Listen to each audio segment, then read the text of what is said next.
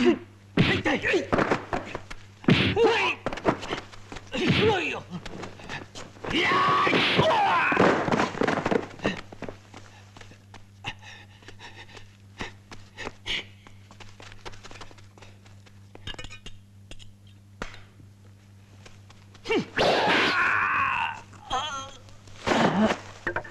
guys, it's Will. It's Hong Kong Cinema Appreciation Society. Welcome back to the channel. If you are new to the channel, welcome. And thank you for finding us. I hope this video finds you well. If you are not subscribed, then you could subscribe. It would be a huge help to the channel, and it would be much appreciated. Let me know in the comments what you think about this movie, what you think about this release, what releases you're most excited about for this year, and what your favorite movies from the 70s are, because we're talking about a movie from 1976. The movie is Queen's Ransom. This is released by Eureka Entertainment in actually both Region A and B, I believe. So as you can see, I got the Region A version because I am in Region A, and this lovely slipcase artwork, which I really like here by Darren Wheeling. You might not recognize him because he looks a little bit different in this film, but that right there is George Lazenby, aka 007, James frickin' Bond, Wang Yu. This is Angela Mao, Tian Ni, who I want to talk about her. Let's just talk about her right now because she's in a lot of really freaking awesome movies. She's in Black Magic 1 and 2. She's in Hex. She was in Human Lanterns. She's in this movie. She was in 111 movies, and she was in so many movies in the 70s. It's insane.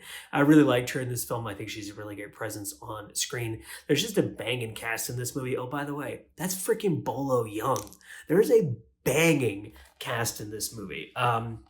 Like I said, September of 1976 was when this was released in Hong Kong, and then there's an international export version which is on this release. The Hong Kong version is about 97 minutes, and then the export version is like 91 minutes. So there's about 6 minutes worth of difference between the two.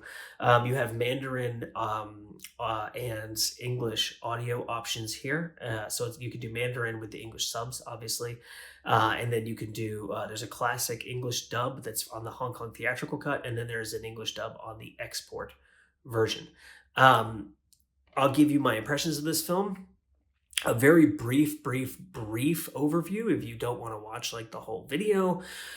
This is it's not a martial arts movie at all, even though it is a Golden Harvest film, and Wang Yu is in it, and George Lazenby's in it. I get, from what I understand, he's got some experience like doing martial arts stuff. I'll talk about that later because that comes up on the bonus material on the release here.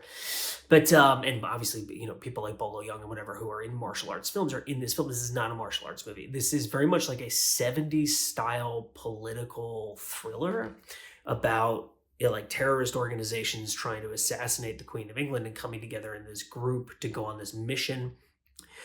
As I was watching this film, what was interesting to me about it is that it's basically like a guys on a mission movie, right?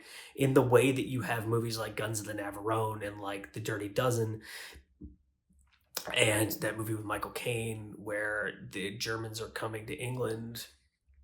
The Eagle has landed. Something about the Eagle, can't remember the name of that movie. Escape from Athena. There's like a million of those movies, right? Force 10 from Navarone being the sequel to Guns of the Navarone.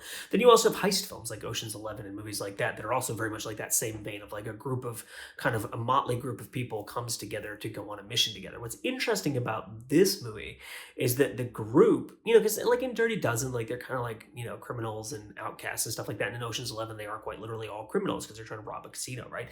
Like in this movie, these are like really bad people, and they're like the group who's on the mission, and then you have the cops who are trying to stop them. So it's this interesting reversal where the group is like the bad guys going on the mission against the odds of like the police and all these other things, whereas, you know, typically you'd have like the good guys or like, you know, the underdogs going on this mission against like this much superior force. So it's an interesting little reversal there.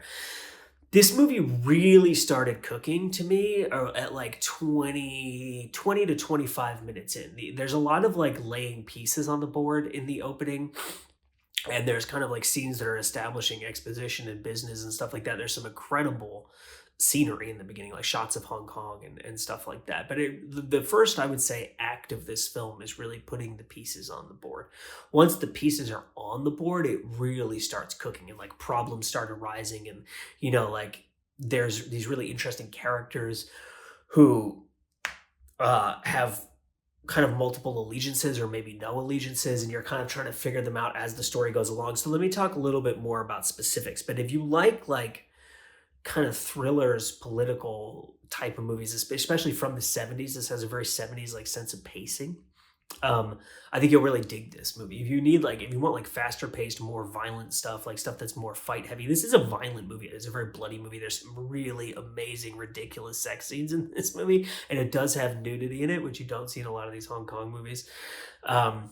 That are more for like general audiences, right? Like obviously you see them in a lot of like like the Shaw Brothers Black Magic types of movies, or like movies that are like obviously category 3 films. There are types of films that are intended for older audiences, but this seems more like a mass audience type of like adventure film. And there is nudity in it, which I thought was pretty interesting. And just some ridiculous sex scenes. It's not a lot of nudity, but it is in there. So you have basically the plot kicks off because the cops get a call from this woman who works in a nightclub. I don't know if she's like an escort or she's like an entertainer. She's like one of those people who sits at the table with the rich guys and like tries to get them to buy drinks and stuff like that, right? And she has a background of feeding the cops BS information because she doesn't like the cops because of things that have happened in her personal life. But the Queen is coming to Hong Kong. And so the captain or whatever he is, chief, the head of the cops, is like, we should probably check this out just to make sure it's not BS. Turns out she was, brought this guy back to her apartment for some hanky panky, and he passed out drunk, and she was going through his wallet and she found some evidence that might indicate that people are trying to assassinate the Queen. So the cops like, okay, well, I have to investigate this. So they start looking into it. Meanwhile, we meet the group of guys who are going on the mission, who are led by George Lazenby, who's an IRA terrorist, which doesn't, this is definitely like a B movie, right? Because when you start to hear some of the plot details, you're like, Ireland is like a lot closer to the Queen than Hong Kong. So why are they going to Hong Kong to assassinate the Queen? There are some plot twists, and we do eventually figure some things out that make the movie make more sense. But there are definitely things in there where you're like, what? And the thing is, that could be very easily explained with like one line of dialogue. Oh, we don't want to crap in our own backyard. We don't want to make, you know what I mean? Like something like that. Like it's easier for us to, I don't know. But it's kind of silly. Like when you first start watching the movie, you're like, what? But so he hires this group of people. So Wang Yu plays this guy who's from the Vietnamese army. This is like, the Vietnam War is kind of like wrapping up, and there's all these refugees coming into Hong Kong, that's part of the plot of the movie too, is you have all these refugees like spilling into Hong Kong from all of these places while the Queen is coming, and the police are like trying to control this situation so that they can get the refugees into the places where they'll be living. And they're trying to deal with like a potential threat to the Queen's safety, and they're also trying to deal with just the logistics of having the Queen there. So the police are like putting out these fires all over the place, right? And so George Lazenby hires Wang Yu, and he hires Bolo Young, who's this guy from Thailand, who's like a champion boxer or something like that. And then there's like a whole group within the bad guy team who are Japanese Red Army communists, right? Who want to assassinate the Queen. And so the character who calls the police, who's played by Tien Ni, who is, like I said, right here on the cover, there she is. She is a really interesting character because it seems like she's totally fine helping the police. But then she meets up again with the bad guys and they ask her for help, and it seems like she's totally fine helping them. And you don't really know whose side she's on for a lot of the movie. But then she has this really fantastic moment where she talks about her life, and she talks about the lives of the people around her, and like women, like she's been living on the streets since she was 12, and she, like, all these women she's known have been raped and abused and like sex trafficked, and like crime is just like getting worse and worse and worse. And she's like, the police aren't helping me, the Queen doesn't care about me, the criminals obviously don't care about me and don't want to help me. Like, well, I don't need to have any allegiance to any of you people. Like, it's a really interesting moment, especially in a movie that's kind of like silly and frivolous. It's a really tremendous like little insight into her character that really goes a long way to helping you relate to her, but also kind of contextualizing the film in this really interesting way. But a lot of the appeal of this movie is really just like the the kind of thriller element of it. There's a lot of like fun scenes of like, there's different teams within the faction of the assassins. So you have like the explosive people and like the sniper, and like they're trying to do different setups to try to catch the queen in different ways. And like, oh, is this mission going to succeed? Is that mission going to succeed? Do the cops have the right information? Like that kind of stuff. I really like those types of movies. I really like espionage movies and thrillers and stuff like that. So that element of it is really, really fun if you're a fan of that. And then the last, like, I would say 20 or so minutes of this movie is really amazing. There's like really amazing climactic kind of like things blowing up, people shooting each other with machine guns, like action sequence where all of the characters, I actually counted the number of characters at some point. There's like 10 or 11 characters in this final sequence who we're tracking in like different places, different locations. They're overlapping each other. They keep like popping up in each other's stories and causing problems as like everyone is trying to outmaneuver everyone else. The way that the movie kind of runs toward its conclusion reminded me a little bit of Undeclared War, if you've seen that film. And not in terms of like, the events are similar or anything like that, but Undeclared War is a Ringo Lam film from 1990 that's about a group of international terrorists who ends up in Hong Kong with like an assassination plot and stuff like that. And what's interesting about that movie is that within the terrorist group, you have multiple factions. You have the people who are just like bad people, right? Who just want to kill and steal and do all this terrible stuff and are using the guise of political terrorism as their excuse to do that. Then you have like true believers who actually want to make a difference in the world, who actually think they're doing something important. And you start to get this fracturing within the group of terrorists. And you have something similar here where you start to find out that different people are after different things and for different reasons. And it starts to cause these little divisions within the group where you get to the point where at the end, you don't really know who's on whose side and what decisions they're going to make in different situations as a result of what their allegiances are and what their motivations are. And there's some really interesting character stuff like that in this movie that I found like really compelling, because like to me, a movie like this is always really fun. Right. And it's a really enjoyable for like a first watch. But the thing that's like, for me, the question is, am I going to get pulled into this in a deeper and more meaningful way? And if I am, is it a movie that I'm going to want to revisit? And like, what is it about it that makes it more interesting than just like a routine type of thriller like this? And to me, it was like how many characters are in here and what their allegiances and motivations are and how that pushes the film toward its conclusion. The Angela Mao character, who I haven't mentioned at all so far, I actually really liked her story in this film. As you can see, that's her there. Now, you could make an argument that she's kind of wasted in this movie, because for a lot of the movie, she's not really doing anything. She doesn't have a lot of business. She doesn't have a lot of scenes. I don't think she talks at all in this movie. Her character is from Burma. So like I said, there's all these refugees spilling into Hong Kong as you have this kind of insane political situation in Southeast Asia with, the Vietnam War and everything else is going on down there. So she's from Burma. She ends up in Hong Kong and she meets this local guy and they have like kind of a romance, and he talks a lot to her, but you can't really tell if she understands him or not. She doesn't really like respond too much to him verbally, but like she smiles to him and like, you know what I mean? Like they kind of have a nonverbal communication because they don't speak the same language. But it's a really sweet romance story that I found really compelling and interesting. And one of the things that really pulled me along through parts of the movie where, like I said, like at the beginning, I wasn't really sure where it was going, but that kind of connection between those characters and the way that developed throughout the movie. And it's like very cute and innocent, but then it ends up tying back into the main storyline in a really interesting way and comes to bear a lot on the conclusion of the film. That was really well done. Now, like I said, you could argue that Angela Mao's a little bit wasted because she isn't given too much to do in this film. And even though she has like, I think it's she and Wang Yu have like they're like joint second highest billing. So Lazenby is at the top, and then it's like Wang Yu and Angela Mao below them.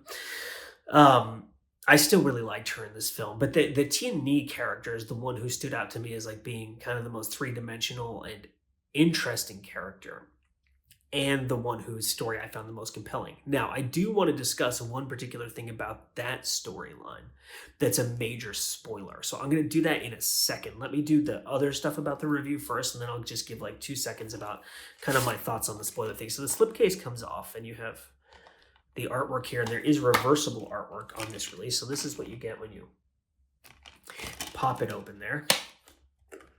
And that's the reversible artwork. And James Oliver wrote the book here. And the book is kind of like contextualizing this movie within the history of Golden Harvest and like, the post-Bruce Lee era And I love this poster. This is so cool.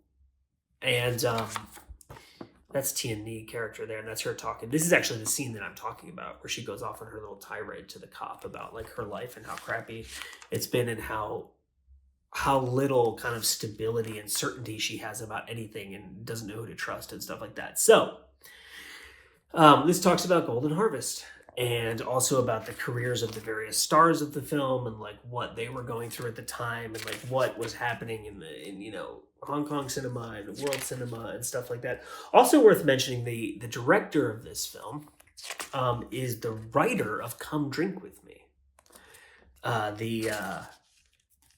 the classic King Hu film, which I've reviewed on the channel before, which I absolutely love, which is amazing, which there are multiple Blu-ray releases of, which you should go and check out immediately, which came out in 1966.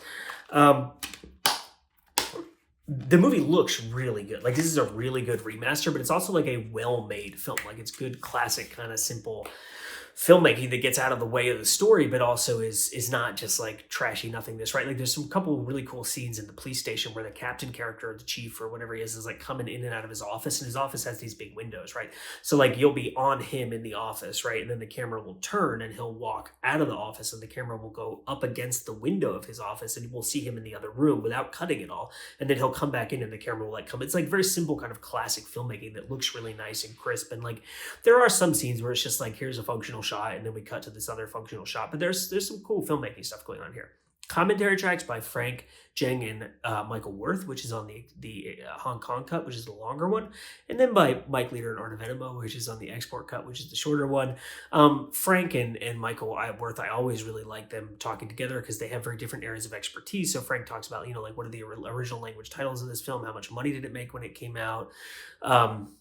Like various other elements of context for this film, like the footage of the Queen that's in this movie is actual footage that was shot of the Queen when she was visiting Hong Kong, and it's like incorporated into the film. It's really cool.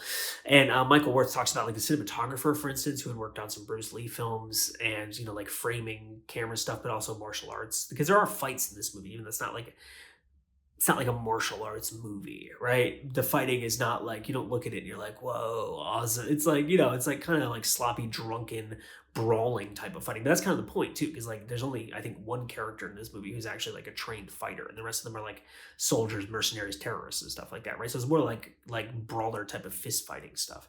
But he talks about that kind of stuff, and then you have Mike and Arna talk about Golden Harvest at the time, and like the post Bruce Lee era, and them like searching for an identity, and like what kind of films they were making and what they were trying to do, and other aspects of that. I mean, obviously they talk about all kinds of stuff, and like, the different locations. Frank talks a lot about the locations too, which I always really like to hear about, the different people who are in the film and their careers and stuff like that. Then there's a really cool video on here called Furious George. Michael Worth, who also does a commentary track on here, so you get a lot of Michael Worth on this release, trained George Lazenby for like a month or so, 3 weeks or a month at some point, when George Lazenby he got cast in some movie where he needed to do some fighting, and he hadn't done martial arts in a while. So he knew him like pretty well. Like, he was working with him every single day for weeks. And he talks about like, asking him stories about like Bruce Lee and what it was like meeting Bruce Lee in the 70s, and like, I won't spoil his stories for you, because you should go and just watch the feature and listen to him tell his own stories, is like more interesting that way. He also talks about Sammo Hung and George Lazenby's impressions of Sammo Hung, and like Sammo Hung's approach as a fight choreographer. But one of the things that I thought was really interesting about Michael Worth is he talks about how when he was training George Lazenby, the first day they started training, and Lazenby was like doing some practice stuff and hitting him, he was like, right away, I could tell this is someone who knows how to effectively hurt people, right? I'm paraphrasing, but he's like, this is a guy who's been in street fights, like who's actually had to fight to not like get seriously injured. So when you work with, people who have immaculate technique, all of their kicks are right, all of their punches are right, like everything is going to look really good on camera. They know what they're doing. He's like, George Lazenby is not like a martial artist. I had to teach him how to do certain techniques, but like, this is a person who knows how to hurt you. And I thought that was really interesting. Okay, so this is a very good release. I did really enjoy this film, and this is a film I might watch again because, like I said, I really did like that character stuff. And it's definitely a movie that's worth checking out if you like 70s movies, like dudes on a mission type of movies, kind of like exploitation grindhouse type of movies, assassination, political thrillers type of stuff. So I want to talk about one quick little thing that's a spoiler, then I'll get out of your hair. So, spoiler. We find out about halfway through this movie, the Tien Ni character, we don't know too much about her background. We know that her dad died and she's been on the streets since she was 12. We find out that she and her dad were refugees from Vietnam who managed to escape, whatever, 10, 12 years ago. And they ended up in Hong Kong, and she was separated from her brother. Her brother is the Wang Yu character. And they meet up in the course of this assassination plot. And Wang Yu figures it out first, and about halfway through the movie, he tells her. That is such an amazing, to me, like, I know it's a preposterous coincidence, right? Which is kind of one of the things that makes this like a B movie, right? That you like, it's not incredibly well set up, but there are some seeds planted, but it's such a good twist. And it's such a good character development. And it does some really interesting stuff to the story. That being said, it also feels a tiny bit like a missed opportunity for me. And now this is what I want to talk about. This is what I kind of conceive of as the difference between like an exploitation grindhouse B movie and like a really excellent kind of like top tier thriller, whatever you want to call it, right? And this is in no way an insult to Queen's Ransom, because like I said, I really did enjoy watching this film. It's a really good thriller. So at some point in the movie, I'm not going to get into the weeds of this because it would take a lot to explain, but at some point in the movie, you think Wang Yu dies, but then it turns out he doesn't, right? He's actually still alive. But the characters in the movie think he's dead, right?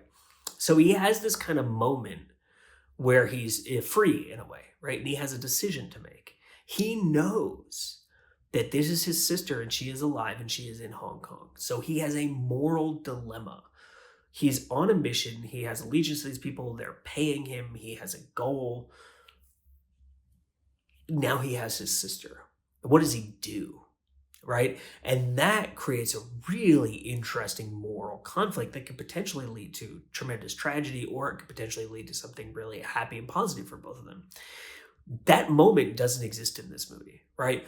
When he comes back out of his having vanished thing, and we know that he's still alive and whatever, he just leaps right back into the plot and it keeps on going. Now, the thing with his sister does come up again at the end of the movie, and it's handled really well when it comes up. But I feel like for this movie to make the leap from like a B movie, grindhousey type of movie, to like an A, like world class, whatever, Ringo Lam, John Woo type of thriller, whoever you think the best thriller filmmakers are, like Fincher or whatever. To me, it needs to have that moment where he steps back and he's like, this is my moral dilemma. What am I going to do? And what does it say about me that I do this? And what is the audience hoping for? What are they fearing? How do we create tension by catching them in the middle of those things, right? There's a lot of ways that you could use that situation to maximize emotional involvement, but also the thriller aspects of creating tension for the audience. And that plot line is handled well. I have to emphasize, I'm not trying to say it's not good, but I feel like one more scene would have taken this movie up like a whole tier of awesomeness. So anyway, so that's just a little spoiler kind of, and this is the reason I wanted to talk about this, honestly, is that, I have another channel where I talk about screenwriting and story analysis and character analysis and story structure and like that kind of stuff. And I just thought it would be an interesting insight into like what I'm thinking about when I watch movies with my like a writer brain, right? And people have told me in the past when I do little analyses like that on this channel, on the Hong Kong channel, that they always think it's kind of interesting. So I thought, let's throw it out there and see if people enjoy it. So it's Queen's Ransom. I really enjoyed this movie. Like I said, I am a big fan of these types of films, and there was nothing not to like about it. I highly recommend it if you are a fan of like 70s movies, Euro spy, political thrillers, and that kind of stuff. My name is Will. You're watching Hong Kong Cinema Appreciation Society, and we will see you next time.